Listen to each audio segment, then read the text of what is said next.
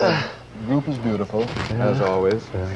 Watching you play, we were able with the cameras to get some tight shots on your thumb and the technique that has set you apart from other guitarists. There's the story about the guitarist on the West Coast who said he spent one whole day trying to slam a car door on your thumb. You know who that was? Who was that? Jim Hall. Jim Hall. Speaking of guitarists, Jim Hall. But this technique, which is unschooled and it's pure Wes Montgomery, this technique and what you do with it, playing octaves in your solo lines, this has set you apart from every other guitarist in life. And as I remember the story you telling me many years ago, this came about because, first of all, playing with your thumb rather than a pick was quieter. Yeah. Well, it didn't, like, a pick seems to have more of a piercing sound, and it's sharper. And, well, when I first started, I started with a pick, of course. Everybody else was starting with a pick. And I used to use, I liked it for my amplifier to be on because I found out that when you practice without an amplifier for like 2 months, and then you use an amplifier, you hear more noise than you do notes. So I said, well, I'll break that habit, so I just use an amplifier all the time. But while doing that, I would go into the night practicing, but I forgot I was disturbing neighbors. So then I thought, well, I have to cut down some kind of way. But I had my amplifier really cut down. If I cut down much more, I might as well not use it.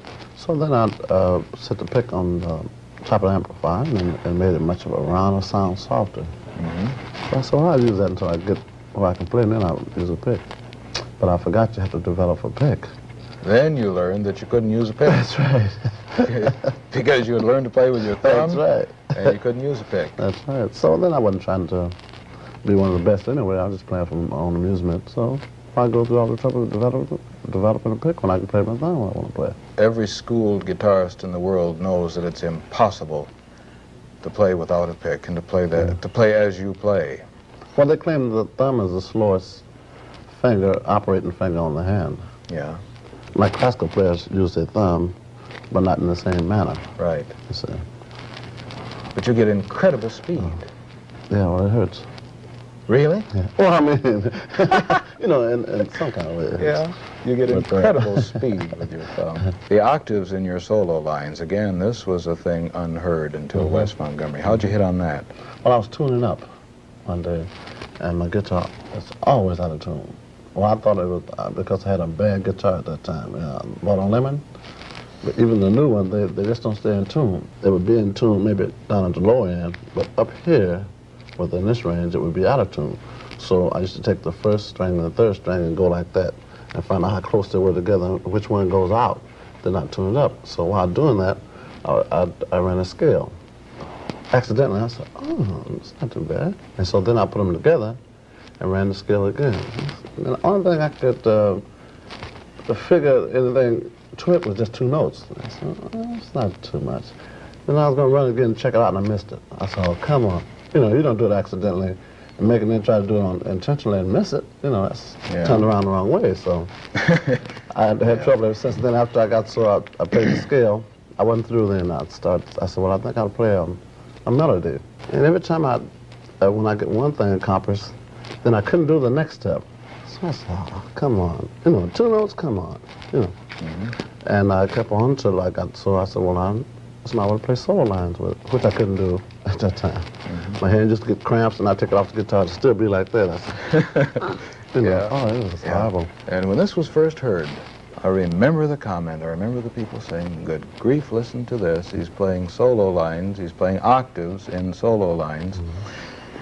There was a story of a young guitarist who came to this country as an exchange student.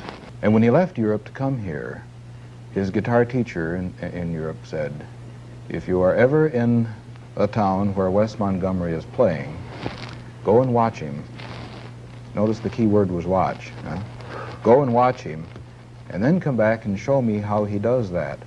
And I've had so many guitarists comment along this same line. They listen, for instance, to your records. They hear what you're doing, but they can't, in their mind, hear the fingering that would accomplish this. Yeah, I received a lot of letters with a piece of paper in it, drawed a guitar neck to find out what finger goes on what string, and what the process was. And at the same time, they used to study me once a month over there. All the guitar players would get together, and they would wonder, each one would put his ideas of what I was doing. So when I went to Europe, we all got together, all the top guitar players. I guess about 24, all around. And we used the music store basement, and we got together and just discussed guitar. It was amazing. Oh, really? It was amazing. Beautiful. But the letters you used to get with a chart of the guitar, and these were from European players. Yes. Yeah. Because they got, I forget the name of the magazines that they have in Europe, something like Downbeat over here. Yes. And they would have questionnaires of different guitar players and answers. And what naturally we received magazines over here. And they would, each one would comment about what they think I was, what approach they think I was using and the difference. And a lot of them felt that they come to the conclusion out of the whole group that they don't take me as a guitar player. Oh? I'm not a guitar player to them. What are you? I use it. They consider, like what their approach to the instrument, they're guitar players. I don't play it as a guitar. You I use it as it a musical instrument? Yeah, as an instrument to project what I have in mind. So I thought that's an interesting analogy, and perhaps holds some water. Right, that's right. Because I don't know anything about the instrument. Well, I mean, you know what I mean. I understand. Technically, I don't want to know anything about it really, because it's too much. That's another field. Yeah. You find a lot of fellas, they spend more time. So, well, I don't think I have the right pickup. I like to pick up with so many screws in it for the magnet, and some say, well, I got the wrong bridge, and you know, when you get through, you still have to play it. You know. Were a good teacher to come along now, try to touch what you are doing, could destroy completely what Wes Montgomery is. And it reminds me so of a story of Ben Webster, who went to a teacher. Now, this was long after Ben Webster was an established star. In fact, it was rather late in Ben Webster's life. He went to a classical teacher to learn technique. And it turns out the teacher was an old fan of Ben Webster's.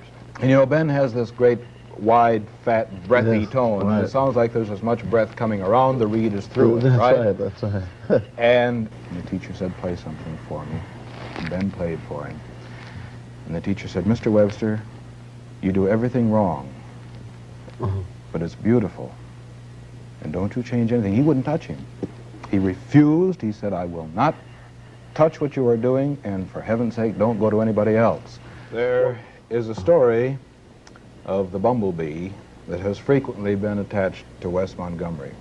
That according to the laws of aerodynamics, of wing surface to body weight, that it's aerodynamically impossible for the bumblebee to fly. But the bee, not knowing this, flies. Wes Montgomery is flying, right? Is flying. Just as unknowingly as the bumblebee. Wes, play something.